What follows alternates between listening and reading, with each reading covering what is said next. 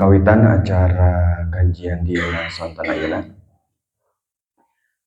Innal hamdalillah nahmaduhu wa nasta'inuhu wa nastaghfiruh wa na'udzubillahi min syururi anfusina wa min sayyiati a'malina. May yahdihillahu fala mudhillalah wa may yudhlilhu fala hadiyalah. Asyhadu an la ilaha illallah wahdahu la syarikalah wa asyhadu anna Muhammadan abduhu wa rasuluhu alladzi la nabiyya ba'da, amma ba'du. Alhamdulillah, segala puji mutlak hanya milik Allah Subhanahu wa Ta'ala. Atas kudros serta irodahnya, kita semua masih diberikan kesempatan berupa waktu luang serta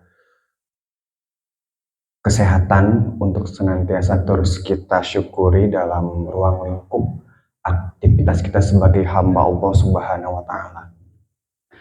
Ikhwan pilih yang dimuliakan oleh Allah Subhanahu wa Ta'ala, alhamdulillah di momentum bulan Ramadan kali ini, sesuai dengan apa yang telah direncanakan jauh-jauh hari mengenai agenda kajian keilmuan, yang tentunya pada kesempatan kali ini alhamdulillah mengenai tema yang akan kita bahas cukup menarik dan cukup mempunyai sebuah nilai yang tentunya ini berkaitan dengan seputar Ramadan barangkali, yaitu terkait dengan kajian Sirah Nabawiyah, yang pada intinya kita akan membahas ataupun pada khususnya kita akan membahas terkait dengan sejarah ataupun periode prakenabian, dan tentunya ini menjadi salah satu awal untuk terus berkelanjutan kajian tematik kali ini setiap bulan Ramadan. Ikhwan pilih yang dimuliakan oleh Allah Subhanahu wa Ta'ala, langsung saja untuk lebih mengefektifkan waktu dan lebih menghikmatkan suasana, langsung saja kepada Al-Ustadz Firdaus Rabani untuk menyampaikan tausiahnya. Waktu dan tempat kami persilahkan.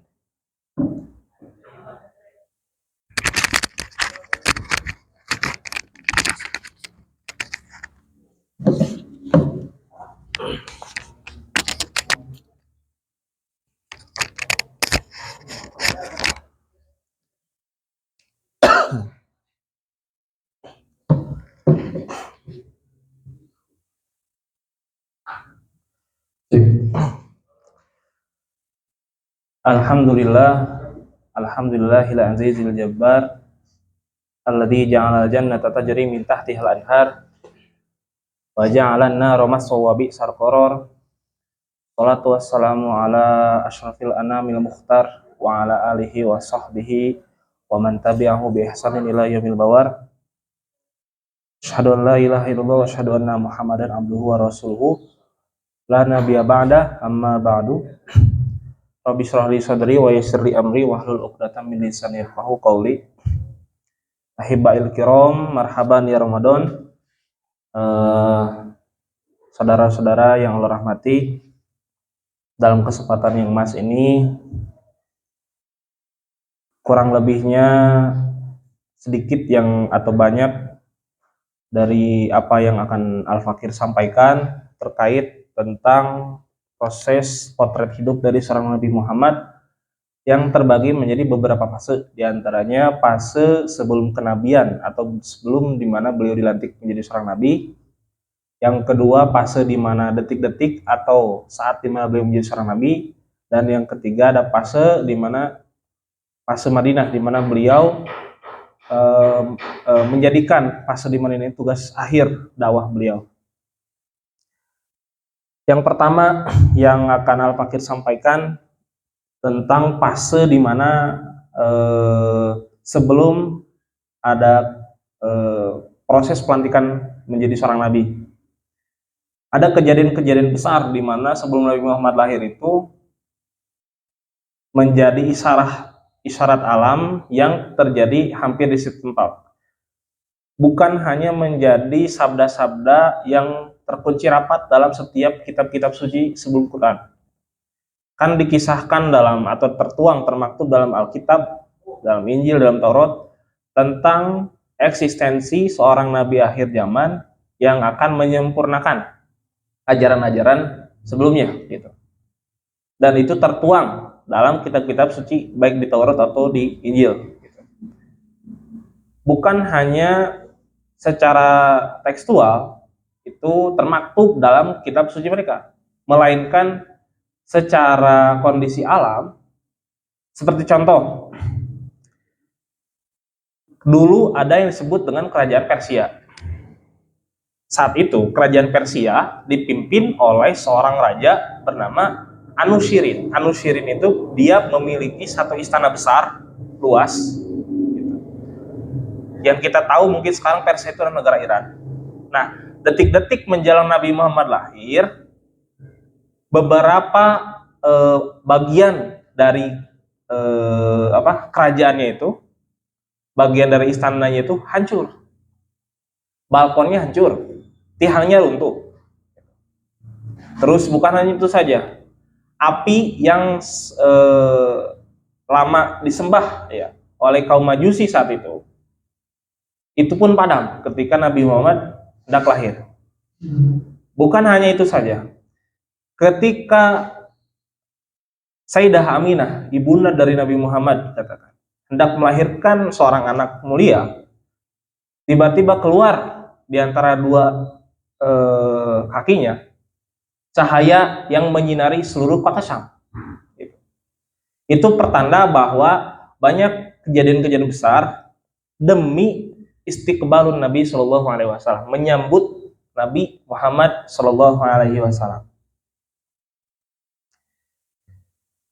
Yang pertama yang ingin saya bahas, poin pertama tentang wiladatun yatimah. Nabi Muhammad SAW ini terlahir dalam kondisi beliau diasuh dari tangan ke tangan, mendapatkan adopsi dari satu orang ke satu orang. Di antaranya yang pertama, ketika beliau lahir, beliau diasuh oleh ayahnya, oleh ibunya, karena tidak sempat bertemu dengan ayahnya meninggal.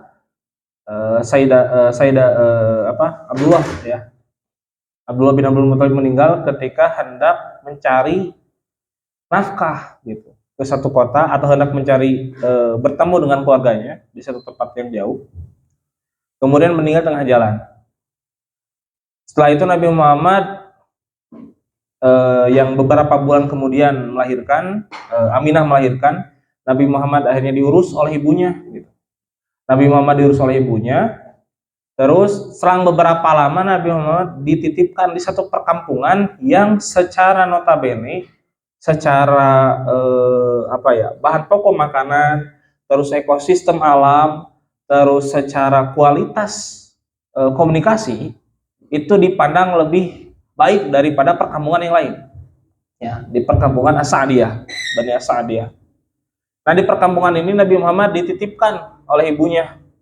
Kalau mungkin bahasa sekarang tuh TK lah ya, PAUD.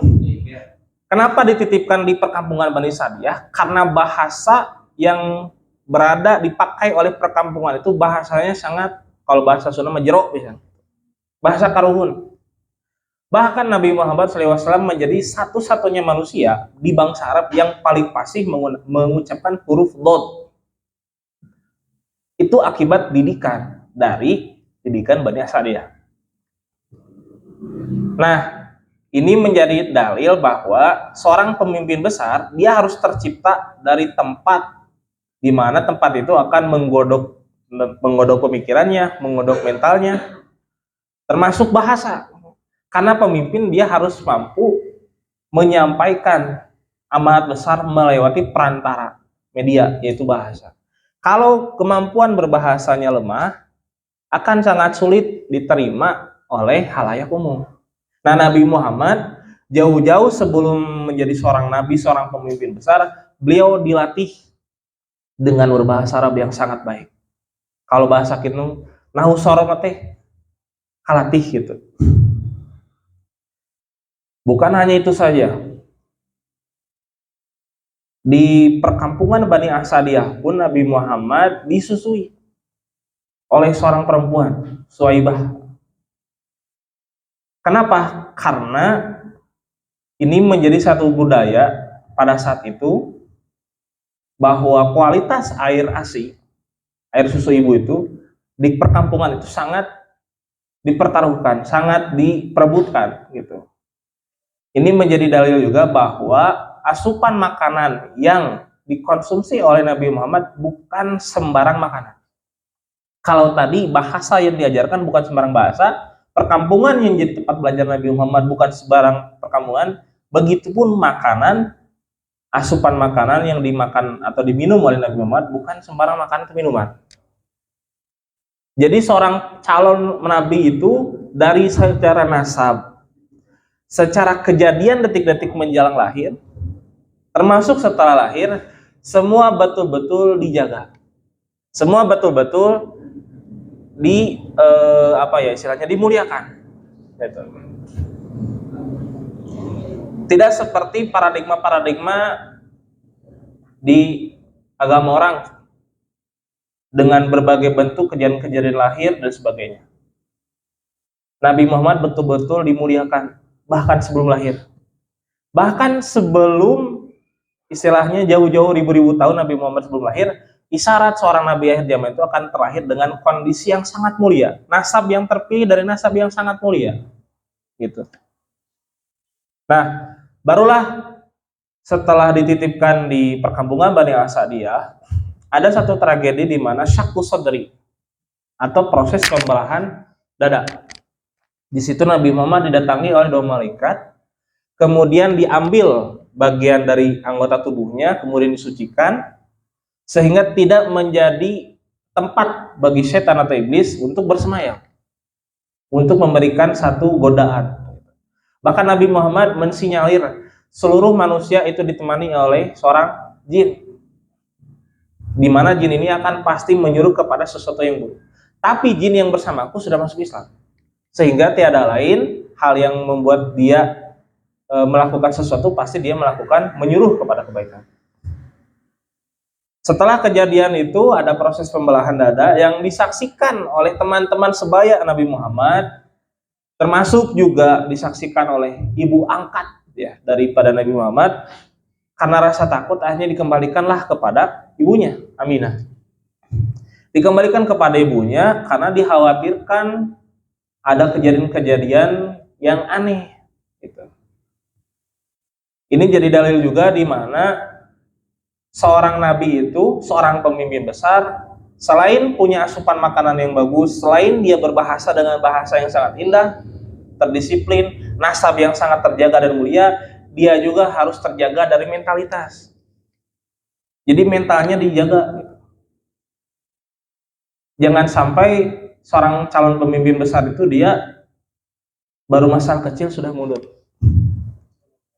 Bahkan hal-hal yang sering terjadi di kalangan kita, contoh ya, seorang anak kecil melihat mainan yang dimiliki oleh temannya, kan pasti menginginkan, iri.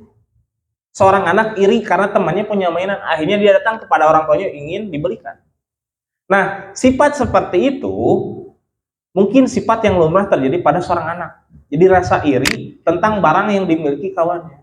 Nah, rasa iri itu bisa saja bila tidak terjadi syaqqu sadri, pembelahan dada, mungkin saja Nabi Muhammad yang terlahir sebagai seorang manusia biasa memiliki sifat demikian. Sehingga sifat-sifat kotor yang bersemayam di dalam hatinya dicabut oleh malaikat. Kemudian setelah itu dititipkan kembali kepada ibunya, diurus oleh ibunya, tidak berselang lama ibunya meninggal. Setelah itu diurus lagi oleh kakeknya, gitu. Sang penjaga kunci Ka'bah. Abdul Muthalib menjadi seorang yang sangat terkenal di kalangan Bani Quraisy, Bani Hashim, karena menjadi orang yang diamanahi untuk menjaga, membersihkan, dan merawat Ka'bah. Dulu kondisi Ka'bah mungkin tidak seindah sekarang atau tidak sebesar sekarang karena Ka'bah hanya suatu tumpukan batu. Tapi yang menjadi sakralnya adalah tentang historis. Bahwa Ka'bah ini dibangun sudah sejak zaman Nabi Adam. Dan Ka'bah menjadi inna awwala baiti wudi'a lin-nasi menjadi tempat pertama, tempat yang menaungi manusia dari siang dan panasnya dunia. Tempat rumah pertama manusia adalah Ka'bah. Gitu. Dan segala macam keajaibannya sehingga Ka'bah menjadi sakral. Bahkan Ka'bah pun menjadi indikator di mana bangsa dari kaum Yaman yang membawa pasukan gajah iri. Karena di Yaman dibangun gereja terbesar saat itu. Tapi walaupun sudah dibangun, kemasyhuran Ka'bah tidak luntur. Kemasyhuran Ka'bah sampai ke telinga-telinga bangsa Afrika, sampai ke telinga-telinga bangsa kaum Asia Timur, Cina, Jepang, dan sebagainya.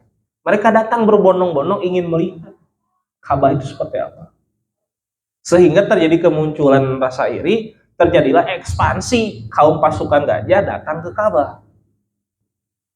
Dan turunlah surat Al-Fil yang menceritakan tentang kondisi pasukan gajah diluluk lantakan oleh burung yang membawa batu dari neraka. Ini menjadi dalil di mana tempat kelahiran Nabi pun menjadi poin utama bahwa seorang Nabi terlahir di tempat mulia.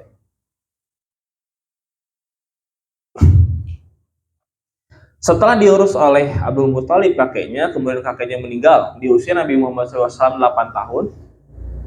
Kemudian beralihlah pengurusan Nabi Muhammad kecil diurus oleh pamannya, adik atau kakak daripada ayah Nabi Muhammad, yaitu Abu Thalib. Diurus oleh seorang paman yang saat itu kehidupannya bisa dibilang miskin. Kalau zaman sekarang, bapak-bapak, ibu-ibu, pemuda-pemudi yang saya hormati, kalau zaman sekarang kita punya seorang istri, punya seorang anak, pendapatan kita katakan di bawah UMR lah katakan. Kemudian ada seorang anak yatim atau beberapa anak yatim di panti asuhan yang ingin kita urus atau ingin diurus oleh kita. Itu sangat sulit kondisi seperti itu. Kita punya anak, tapi kita mau mengadopsi anak orang lain. Dengan kondisi yang seperti itu sangat sulit bagi kita mengiyakan. Ya, kan teka bayang, orang tos gaduh putra, hiji ge hese, gitu. Komo dua ge hese. Sekarang harus mengadopsi anak orang. Kurang lebih itulah gambaran kondisi yang dirasakan oleh Abu Thalib. Tapi Abu Thalib tidak mengeluh. Beliau punya anak banyak. Yang kita kenal salah satunya adalah Ali. Ali bin Abi Thalib dan sebagainya. Anak-anak yang diurus oleh Abu Thalib, mereka sangat menghargai keberadaan Nabi Muhammad. Tidak ada satu orang pun yang merasa iri dengan keberadaan orang baru di keluarga. Sekalipun keluarga, mereka sekalipun satu darah keluarga, kecemburuan sosial itu pasti ada. Tapi itu tidak terjadi di keluarga Abu Thalib. Sebagai contoh, setiap kali Abu Thalib membuatkan makanan kepada istrinya, wahai istriku, tolong buatkan makan malam untuk kita. Kemudian tibalah malam, dan tersedialah makanan.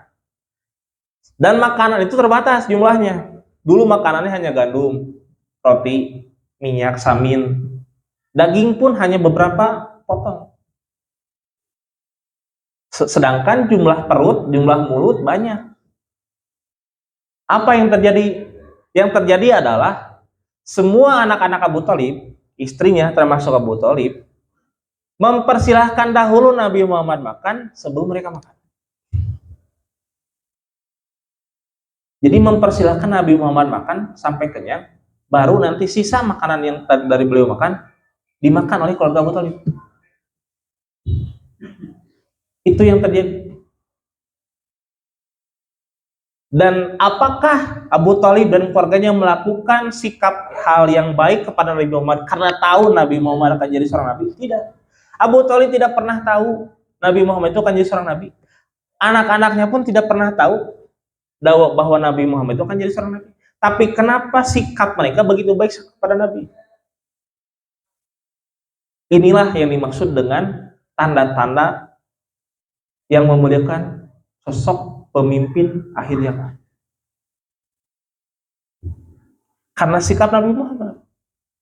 Nabi Muhammad itu tidak pernah rewel. Nabi Muhammad terlahir dalam kondisi sudah disunat. Nabi Muhammad tidak pernah terap, namun terap di bahasa Indonesia, sendawa.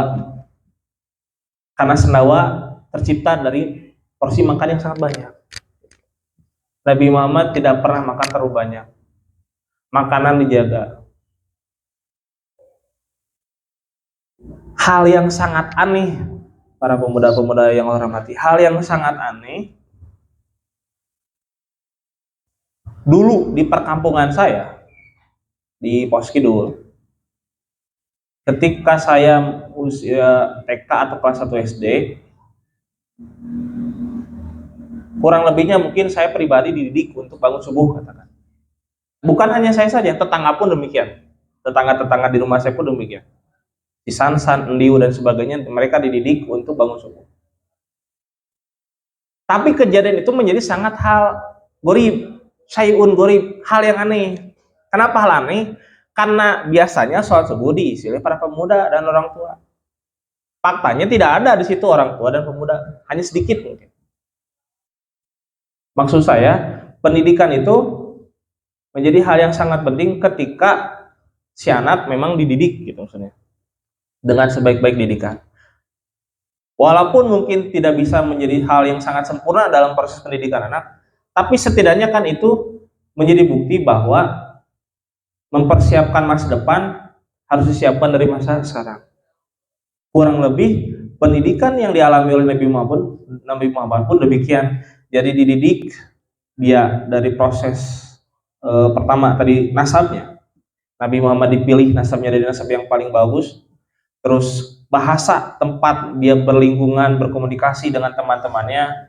Terus tempat proses adaptasi dengan teman-teman sebayanya. Termasuk juga proses di mana beliau menjadi nabi di kemudian hari.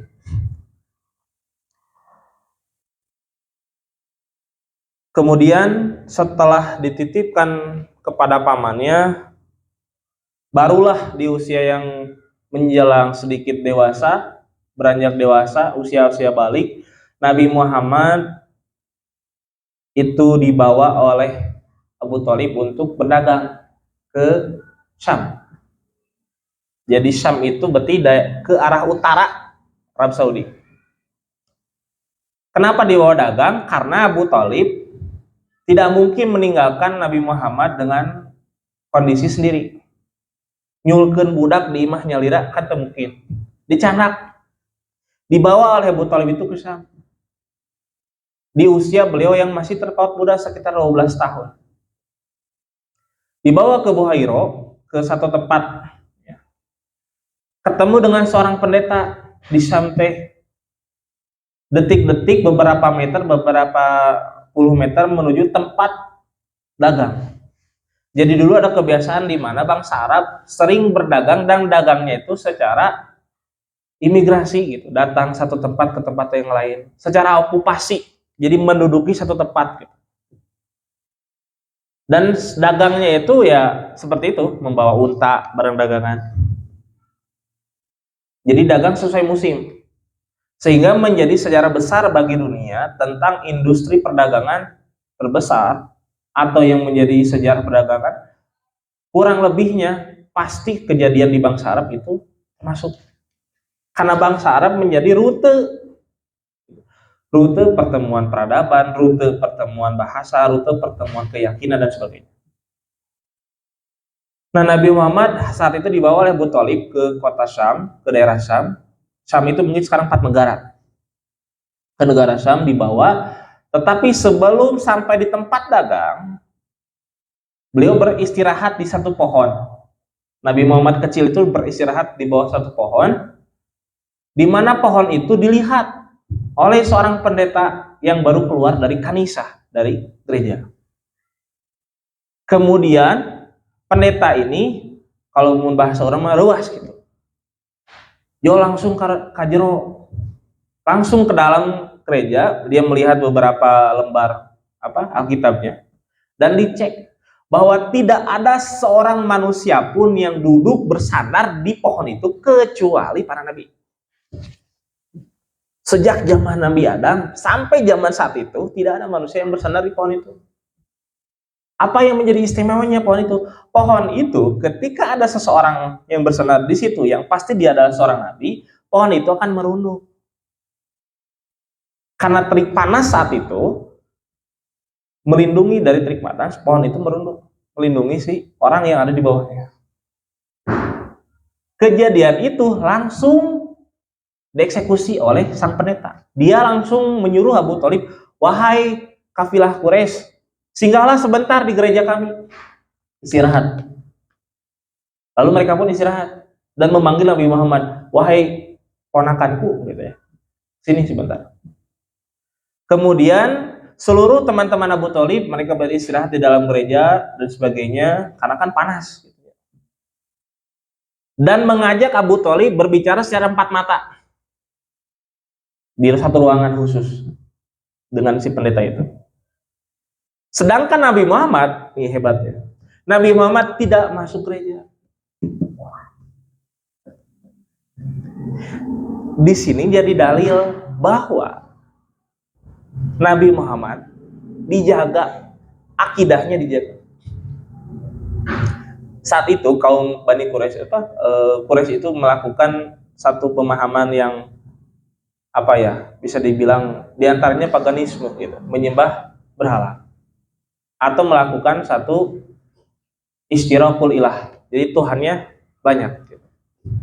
Nah di situ ada kejadian unik di mana Nabi Muhammad tidak ikut masuk ke gereja. Kata sang pendeta, lebih baik engkau pulang lagi, tidak perlu berdagang.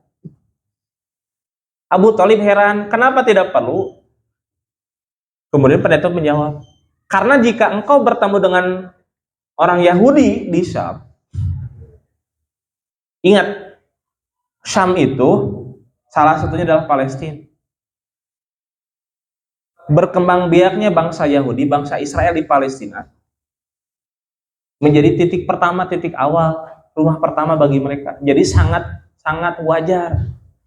Sedangkan jangankan Nabi Muhammad, keberadaan Nabi Isa saja hendak dibunuh oleh Yahudi. Innallaha mutawaffika wa rafi'uka ilayya wa mutahhiruka minal ladzina kafaru. Nabi Isa saja yang detik-detik hendak mau dibunuh oleh orang Yahudi diangkat oleh Allah. Siapa Nabi Isa itu? Nabi yang berasal dari darah daging mereka. Saudara dari darah daging mereka saja hendak dibunuh, apalagi Nabi Muhammad yang bukan terlahir dari puak bangsa Bani Israel. Nabi Muhammad terlahir dari bangsa Quraisy, dari seorang keturunan Ismail alaihissalam. Kemudian setelah itu disuruh pulang karena kalau sampai di Syam akan dibunuh. Lalu pulanglah Nabi Muhammad bersama Abu Thalib. Setelah pulang, Nabi Muhammad kemudian mengembala. Ini menjadi dalil zaman dulu ngecek ya, melakukan scouting, melakukan satu research, satu penelitian, pembuktian, mencari jati diri. Dulu dilakukan dengan cara mengembala. Hewan yang dikembalakan bukan hanya domba, ada unta, dan hewan-hewan jinak. Jadi dulu mengukur kapabilitas bisa memimpin atau tidak dari cara kita menjaga ekosistem alam. Karena hewan kan bagian dari alam. Dia menjaga ekosistem alam sebaik mungkin. Kalau dia berhasil, maka hal yang lebih besar daripada itu dia bisa melewatinya. Contoh hal yang lebih besar dialami oleh Nabi Muhammad apa? Ketika detik-detik sebelum Isra Miraj, Nabi Muhammad didustakan oleh orang-orang kafir Quraisy yang bahkan kaum sahabat di antara sebagian sahabat pun merasa heran dengan Nabi karena pengakuan beliau dia melakukan satu perjalanan panjang dalam satu hari satu malam ke Palestina. Kan sebagian sahabat pun ada yang heran.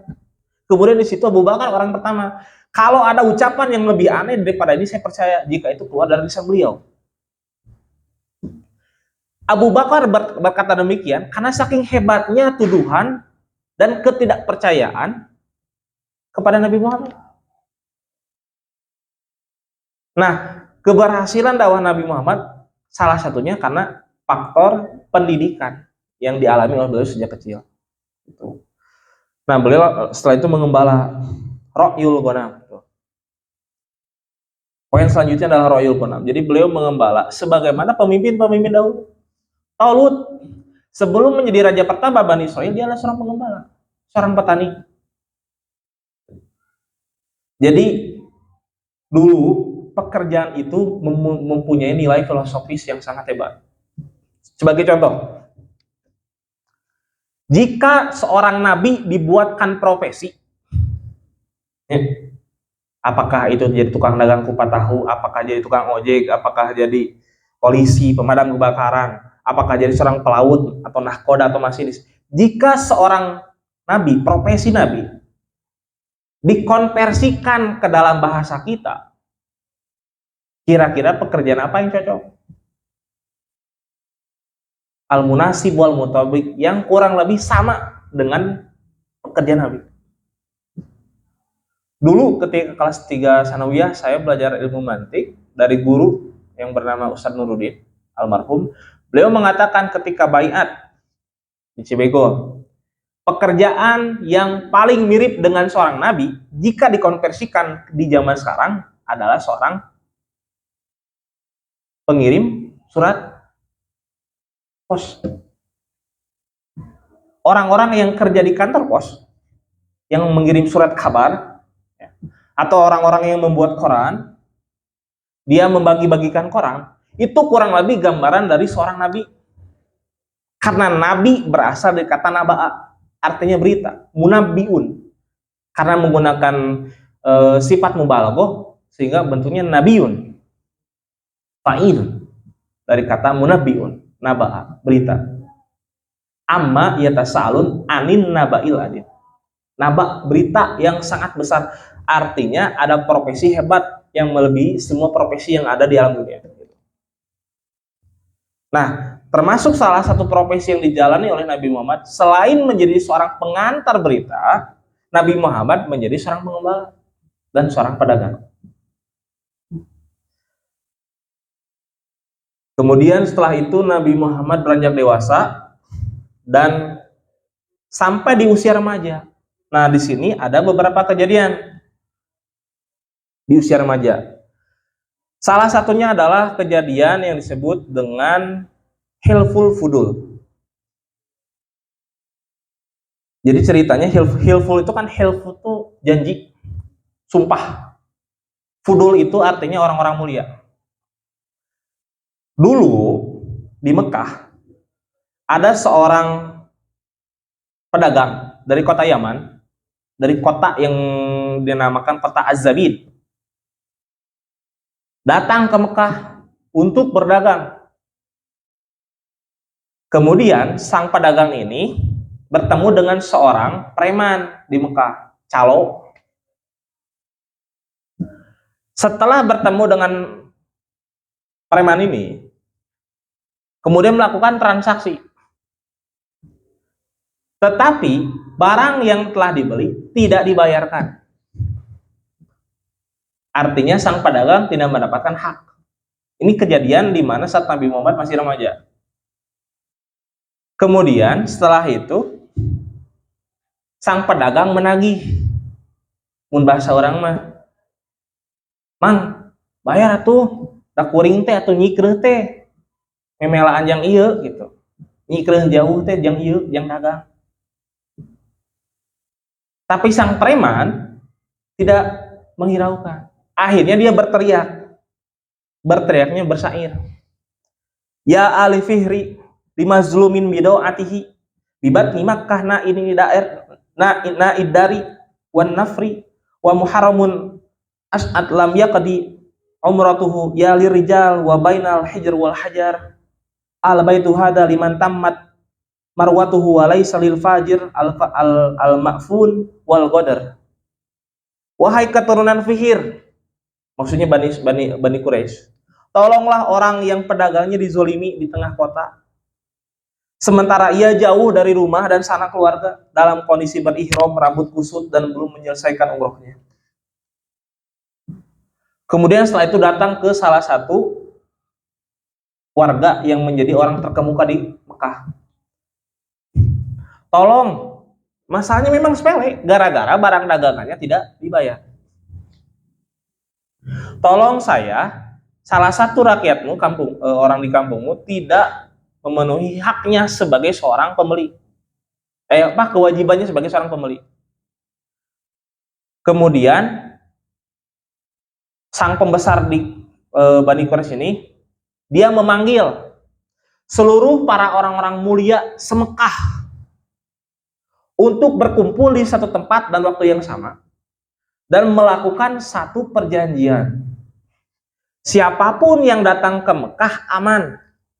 Apapun acaranya, apapun proyeksinya, apapun proyeknya, datang ke Mekah aman.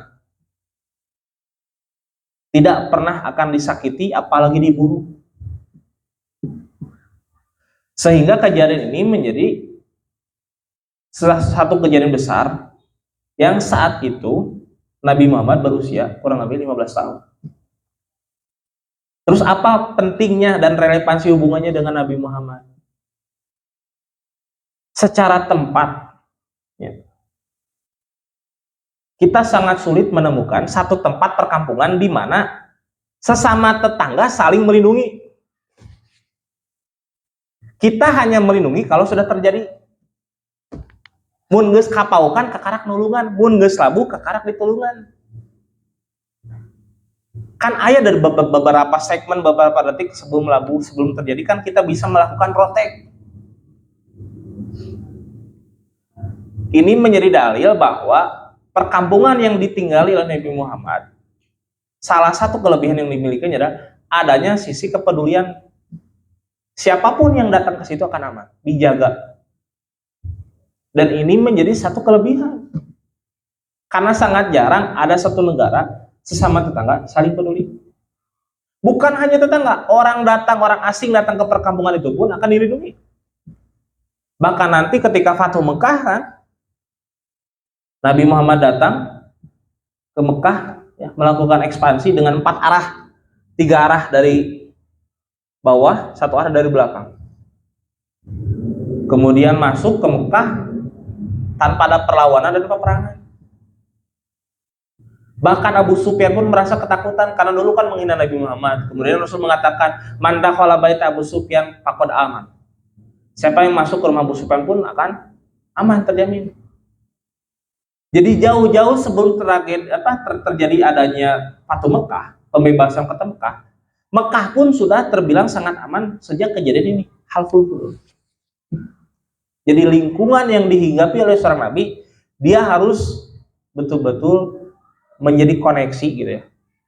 Bahwa nanti dakwah tidak hanya dilakukan secara personal.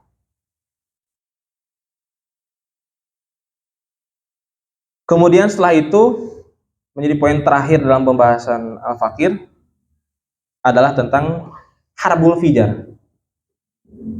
Ada kejadian di mana beberapa tahun sebelum Nabi Muhammad dilantik menjadi seorang nabi ada terjadi perang.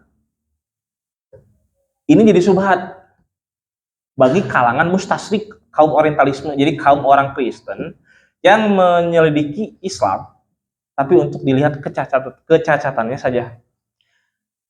Ada pertanyaan hebat, apakah seorang nabi ikut berperang untuk membunuh orang? Bukankah dia menyebarkan kasih sayang? Faktanya, Nabi Muhammad itu jika melakukan peperangan yang secara tersembunyi disebutnya apa? Ghazwah Sariyah. Jadi peperangan yang Nabi tidak ikut. Ini kejadian setelah Nabi menjadi seorang nabi gitu ya.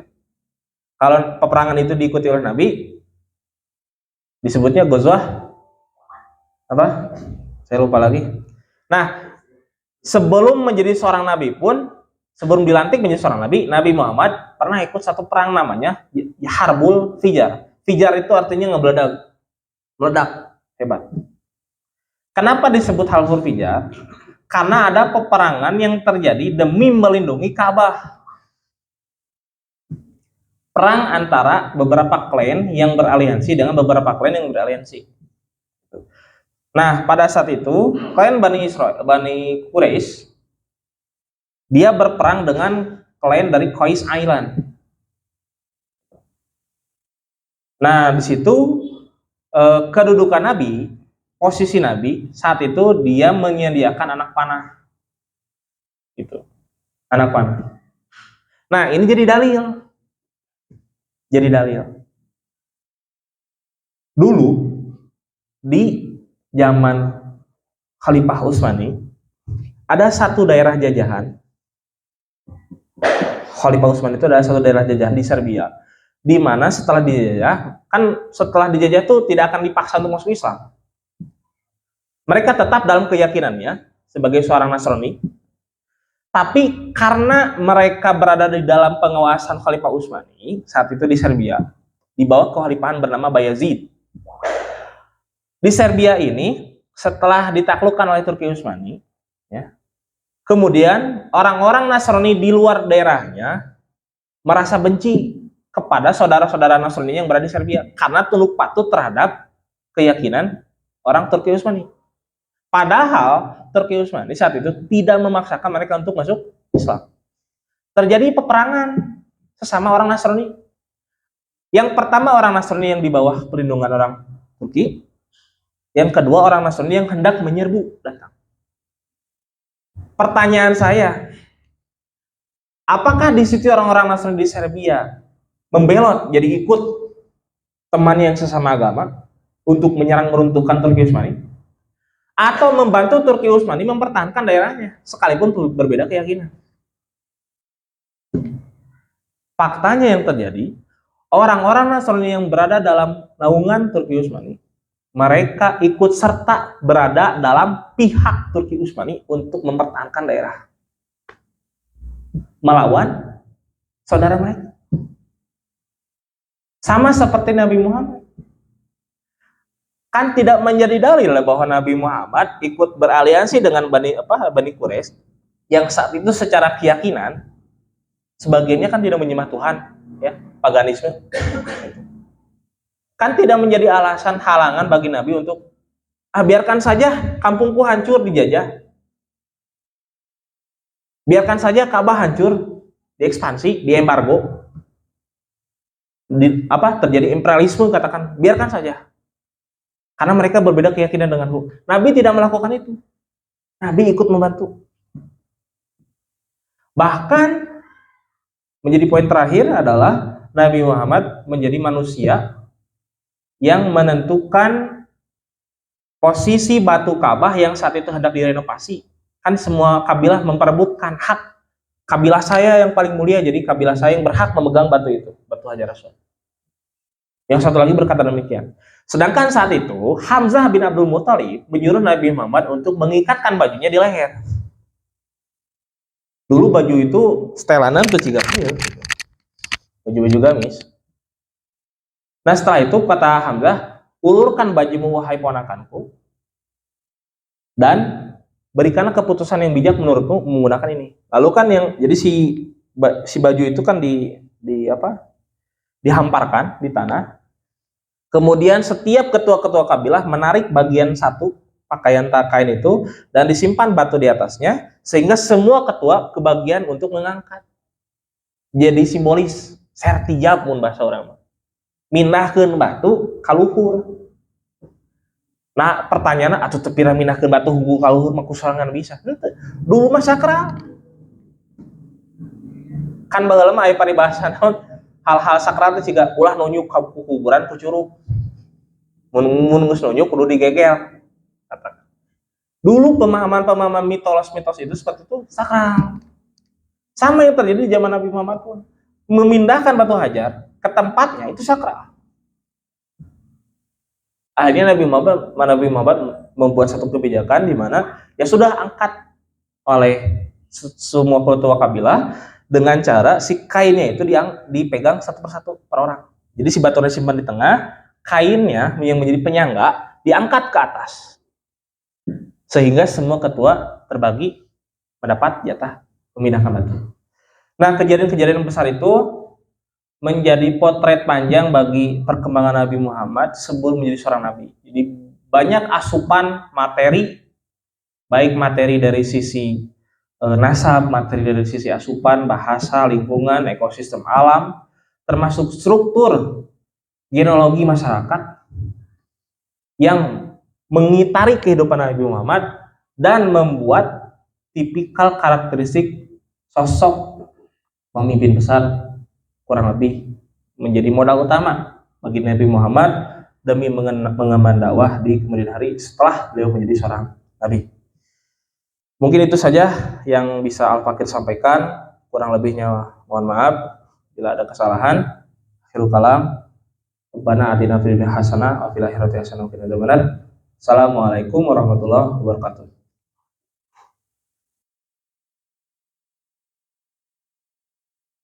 Saya kembalikan lagi ke MC.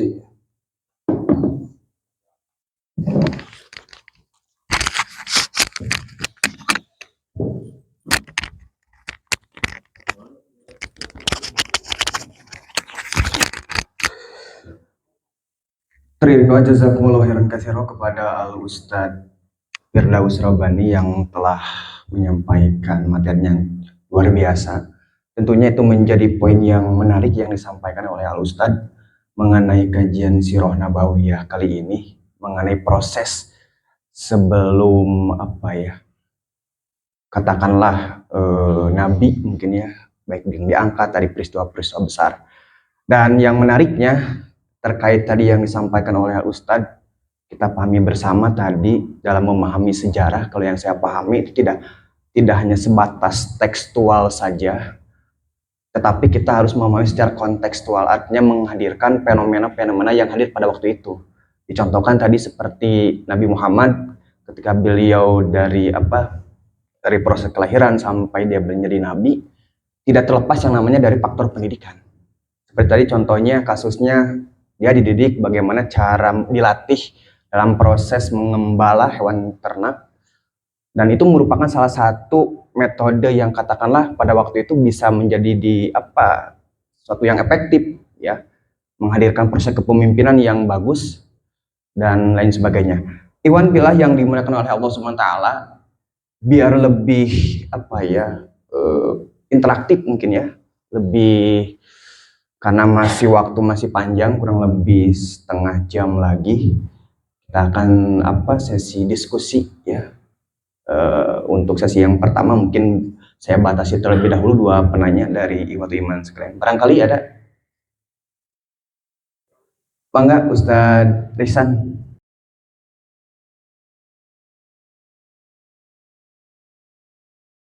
Muhammadiyah karangan Imam Tirmizi dan dalam kitab Ibnu Hisham, kitabnya yang berjudul Sirah Nabawiyah atau Sirah Tahliliyah tuh kalau nggak salah, kurang lebih nama, jadi ada 2 nama dalam literatur sejarah kebudayaan Islam. Sebenarnya bukan SKI ya, lebih cocoknya itu sejarah peradaban Islam. Jadi kalau boleh autokritik terhadap penamaan mata pelajaran di Sanawiyah, harusnya bukan SKI tapi SPI. Karena sejarah karena Islam bukan budaya, Islam adalah peradaban. Nah, dalam sejarah peradaban Islam itu tercatat ada 2 nama secara literasi menurut para mu'arikh, para sejarawan, ada namanya Ahmad dan ada namanya Muhammad. Faktanya sebelum Nabi Muhammad bin Abdullah SAW itu lahir, ada 4 orang diantaranya yang punya nama Muhammad, Muhammad bin Bakar, Muhammad bin Anumun gitu. Tapi sejak munzu son'i Adam, sebelum penciptaan Nabi Adam, hatta wiladata Nabi Muhammad SAW, sampai menjelang lahirnya Nabi Muhammad SAW, menurut Imam Tirmizi dan Ibnu Ishaq, tidak pernah ada seorang nama yang punya nama Ahmad. Zaman Nabi Idris, Ibrahim, zaman Nabi Isa. Zaman Nabi Isa pun itu diberikan konfirmasi singgungan dalam Quran As-Saffat ayat ke-6, baris kedua. Masih ingat ayatnya? Dan kami memberitakan kabar gembira ya, kepada engkau bahwa akan ada seorang nabi setelahku yang akan menyempurnakan. Gitu. bernama ismuhu Ahmad. Karena faktanya memang tidak pernah ada nama Ahmad sebelum Nabi Muhammad lahir. Tapi memang secara penggunaan katanya, secara spontanitas dalam kehidupan sehari-hari, Nabi Muhammad tidak pernah dipanggil Ahmad. Nabi Muhammad tetap dipanggil Muhammad. Dan kenapa disebut Muhammad? Sebagai satu jawaban saya kutip ucapan dari Gus Baha, ya, salah satu ulama tafsir juga yang hebat. Walaupun mungkin beda ormas dengan saya, tapi saya harus menuntut ilmu banyak juga dari beliau. Beliau mengatakan seperti ini. Kan Nabi Muhammad itu ketika mendeklarkan diri menjadi seorang nabi, ya, Nabi Muhammad itu kan di Jabal Abu Qubais, di Bukit Abu Qubais di Mekah. Kalau teman-teman yang pernah umroh ke sana, ketemu dengan Bukit Abu Qubais. Di Abu Qubais itu Nabi Muhammad mengumpulkan orang-orang Quraisy. Kemudian Nabi Muhammad mengatakan, jika aku mengatakan di belakang bukit ini ada pasukan yang hendak menyerang kita, apakah kalian percaya? Kemudian masyarakat menjawab, ya, kami percaya. Sampai 3 kali ucapan itu dikatakan. Walaupun sebenarnya ucapan itu bohong, kan tidak ada pasukan, ya. Ini ilmu retorika dari Nabi Muhammad. Kalau begitu, saya mendeklarasikan diri bahwa saya adalah seorang rasul untuk kalian. Ini Rasulullah ilaikum. Kemudian di situ ada seorang manusia yang mengatakan, tabat yadaka ya Muhammad hal ala hada ijtama'atana. Celakalah engkau wahai Muhammad, apakah gara-gara ini engkau mengumpulkan kami? Setelah itu banyak tuduhan kepada Nabi Muhammad seperti disebutnya majnun, sahir, seorang penyihir. Tapi yang jadi uniknya, namanya mulia, Muhammad itu kan artinya sesuatu yang dipuji. Kalau secara literatur bahasa, anggaplah di dia itu namina Muhammad, berarti jalminu kapuji. Tapi pada melana, tukang mau katakan. Punten, orang lain yang tidak hadir ketika proses maukna kan tidak percaya. Dulu, bukan sekarang. Kan kalau sekarang mah mau penjahat atau enggak, nama baik juga kan tidak jadi ininya. Punten. Contoh, ketua MK Akil Mukhtar korupsi sampai dihukum seumur hidup. Akil Mukhtar itu kan akil berakal, Mukhtar dipilih. Tapi kan kelakuannya itu. Nah, kalau dulu enggak, dulu itu akan membuat scouting, membuat penelusuran lebih jauh dari nama. Jadi orang jahat tidak mungkin, orang baik tidak mungkin punya nama yang jahat, gitulah. Kurang lebih. Nah, makanya kata Gus Bah, orang-orang dulu sangat aneh ketika mendengar kata Nabi Muhammad adalah seorang penyihir karena namanya Muhammad. Masa seorang penyihir namanya Muhammad, gitu. Terus tadilah Kang Ewaleran ya, nama Muhammad itu kurang lebih ada 4 yang diketahui oleh para ahli sejarah sejak zaman Nabi Adam sampai zaman Nabi Muhammad. Tapi yang punya nama Ahmad itu tidak ada, baru beliau. Dan itu pun disinyalir oleh Nabi Isa. Tapi memang faktanya keseharian beliau Nabi Muhammad tidak pernah dipanggil Ahmad, gitu. Sepengetahuan kami. Itu saja mungkin. Ini terkait dengan proses ada pendidikan dari seorang nabi, terus kepedulian sosialnya, pendekatan seorang pemimpin kepada masa rakyatnya bagaimana, itu jadi sebuah keistimewaan. Mungkin bisa diterapkan juga di kita sebagai pedagang mungkin diimplementasikan dalam bentuk kegiatan yang menjadi spirit, bahwasanya kalau kata Buntu Wijoyo di dalam sejarah dinamika sejarah umat dan bangsa itu jadi bergerak itu spirit kenabian, berlandasan kepada kenabian yang dalam artian Al-Quran dan As-Sunnah. Kiranya seperti itu. Terima kasih jazakumullah khairan katsiran kalau Ustaz Firdaus yang telah menyampaikan materinya menjadi amal jariah kesolehan khususnya bagi beliau, umumnya bagi kita semua. Akhir kalam Allah yahudu bi'adina ila rabbi khairun bil islam wal muslimin. Rabbana atina fid dunya hasanah wa fil akhirati hasanah wa qina adzabannar. Wassalamualaikum warahmatullahi wabarakatuh.